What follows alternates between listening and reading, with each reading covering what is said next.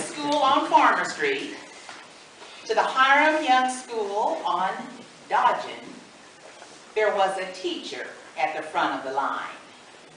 She taught many who are gathered here tonight, and she was also a teacher of mine.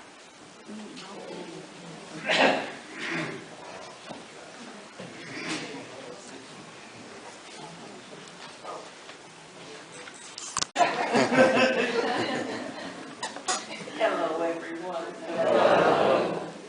I'm Tamar Randall, born November 13th, 1904, here in Independence, the eldest of two children born to William and Mildred Bell.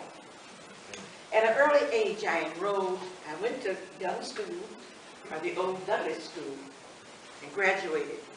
And at an early age, I enrolled at Lincoln University in Jefferson City, as there were no high schools here for Negroes. I finished my high school education there and 2 years of college. This allowed me to apply, back home to Independence, and apply at the Independence School Board to teach at Young School. I was accepted, and I was to teach the 3rd and 4th grade. I taught there for a period of 30 years. Over that time, I taught 3rd through 8th grade.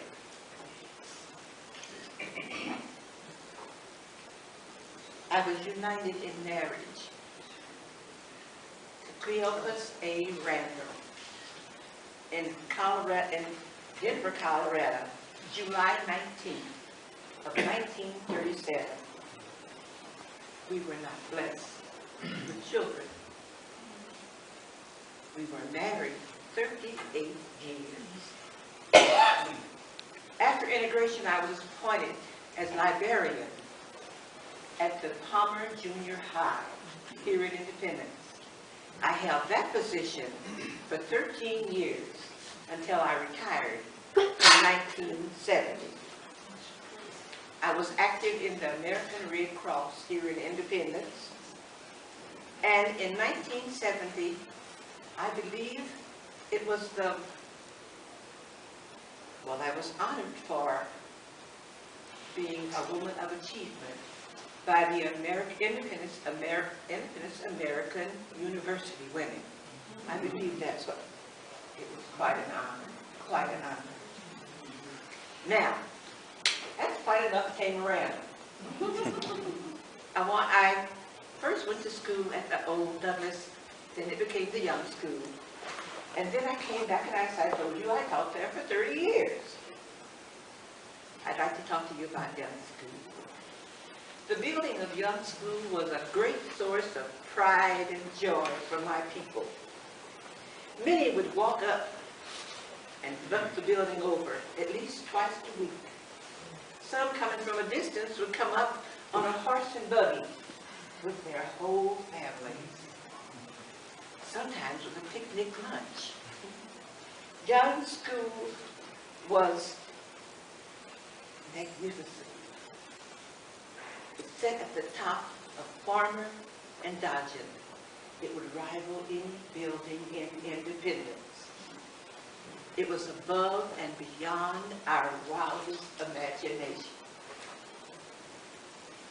Only on entering the school to prepare for the new school year were we disappointed. Our hearts were broken. We were traumatized. The broken down old furniture that we were told, it was from the old building. We were told it had been burned, was strewn across the auditorium, along with old, tattered books, out of date. It was quite apparent to us then that our children would not have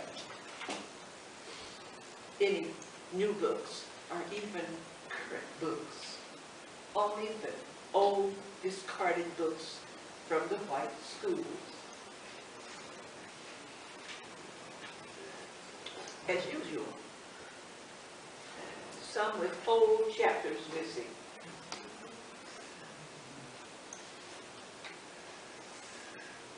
Years later, as I waited at the regional health center in Independence to be called from labor to reward, I would dream of young school.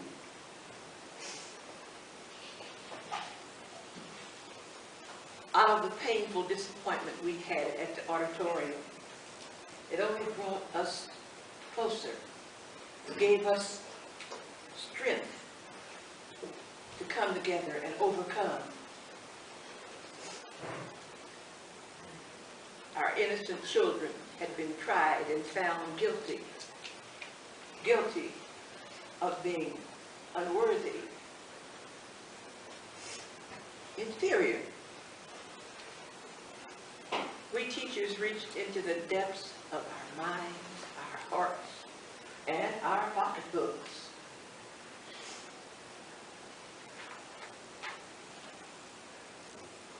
We became more than we ever believed ourselves qualified to be as teachers. It was as if he parted our steps. Didn't he say, I'll fight your battles if you just keep still? All right, all right. My prayer for my students was that they would become thirsty for knowledge, for understanding, for beauty, for culture. Every year, I would give them a travel log of my vacations. I'd write them plays for them to start, for them to act in.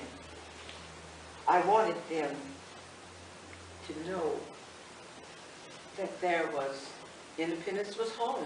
And we all know there's no place like home, no place. But Independence was just a minute part of this big, vast, ever-turning, ever-evolving world we live in.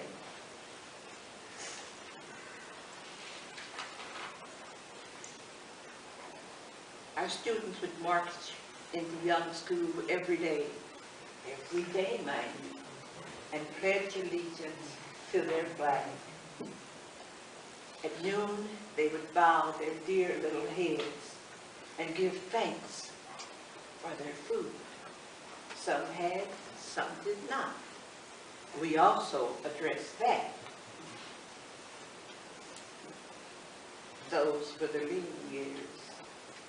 Years I shall never and have never forgotten.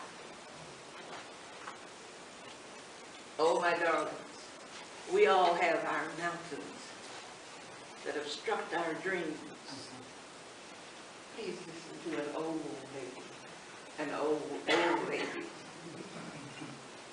Don't ask that they be removed. Don't ask that they be removed. Only ask for strength to endure. And I pray for you today that your journey will be similar to mine.